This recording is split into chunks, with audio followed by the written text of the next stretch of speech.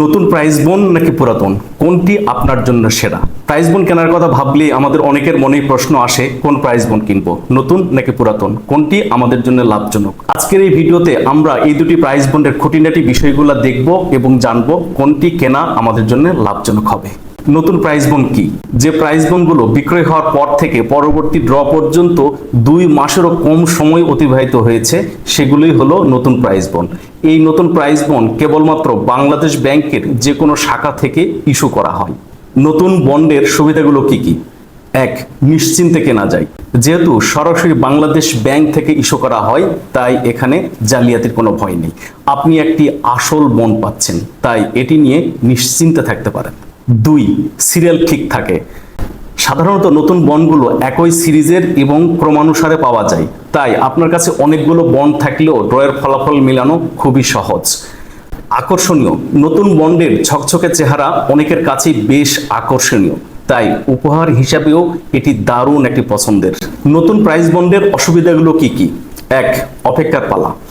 নতুন price bond কেনার পর থেকে ড্রতে অংশগ্রহণের জন্য আপনাকে বেশ কিছুটা সময় অপেক্ষা করতে হবে, কারণ নতুন প্রাইস বন্ড বিক্রয়ের পর থেকে ড্রতে অংশগ্রহণের জন্য এই বন্ডটি 2 মাস সময় অতিবাহিত করা আবশ্যক।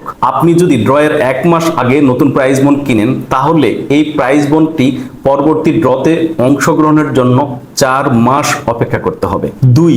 প্রাপ্তিস্থানের সীমাবদ্ধতা। নতুন প্রাইস বন্ড কেবলমাত্র বাংলাদেশ ব্যাংকের শাখা থেকেই ইস্যু করা হয়। দেশের সকল জেলা শহরে বাংলাদেশ ব্যাংকের শাখা না থাকায় এটি অনেকের কাছেই একটি বড় সমস্যা। পুরাতন প্রাইস বন্ড কি? যে প্রাইস বন্ডগুলো বিক্রয় হওয়ার পর থেকে 2 বছর বা তার বেশি সময় অতিবাহিত হয়েছে, সেগুলোকেই পুরাতন প্রাইস বন্ড বলা হয়। এগুলো সাধারণত হাত বদল হয়ে বিভিন্ন বাণিজ্যিক ব্যাংক এবং পোস্ট অফিস থেকে পাওয়া যায়। পুরাতন প্রাইস বন্ড কেনার সুবিধাগুলো কি কি? 1. তাৎক্ষণিক ড্রতে অংশগ্রহণের সুযোগ। পুরাতন প্রাইস বন্ড কেনার সবচেয়ে বড় সুবিধা হলো এই প্রাইস বন্ডগুলো কেনার পরপরই আপনি পরবর্তী ড্রতে অংশগ্রহণ করতে পারবেন। 2. পুরনো পুরস্কার জেতার সম্ভাবনা। এটি একটি অপ্রত্যাশিত এবং আকর্ষণীয় সুবিধা। অনেক সময় মানুষ পুরস্কার জেতার পরও চেক করার অসুবিধার কারণে চেক না করেই তা ব্যাংকে ফেরত দেয়।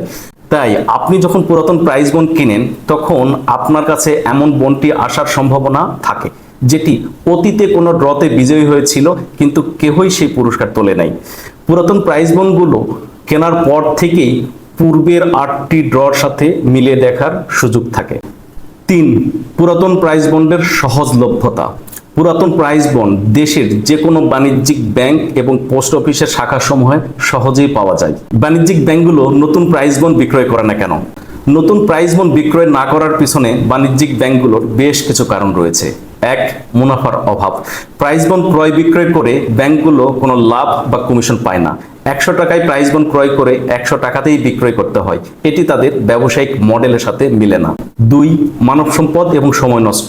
একজন ব্যাংক কর্মকর্তাকে প্রাইস বন্ড ক্রয় বিক্রয় এবং তার হিসাব সংরক্ষণের জন্য যে সময় ব্যয় হয়, সেই সময় তিনি ব্যাংকের জন্য আরও কোনো লাভজনক কাজ করতে পারতেন। 3. মূলধন আটকে থাকা। প্রাইস বন্ড মজুদ রাখতে গিয়ে ব্যাংকগুলোর কিছু মূলধন আটকে যায়, যা অন্য কোনো লাভজনক কাজে বিনিয়োগ করা সম্ভব হয় না।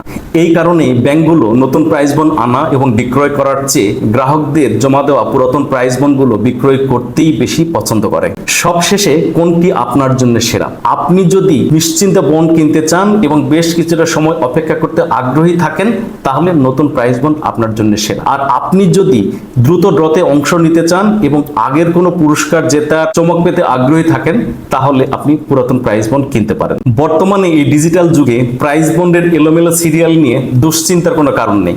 বিভিন্ন অনলাইন প্ল্যাটফর্ম অথবা অ্যাপের মাধ্যমে প্রাইস বন্ড ড্রয়ের রেজাল্ট সহজে যাচাই করা সম্ভব। আশা করি আজকের ভিডিওটি আপনাদের সিদ্ধান্ত নিতে সাহায্য করবে যে আপনার জন্য কোনটি সেরা, নতুন প্রাইস বন্ড কেনা নাকি পুরাতন প্রাইস বন্ড। আশা করি বিষয়টি বুঝতে পেরেছেন। ভালো থাকবেন।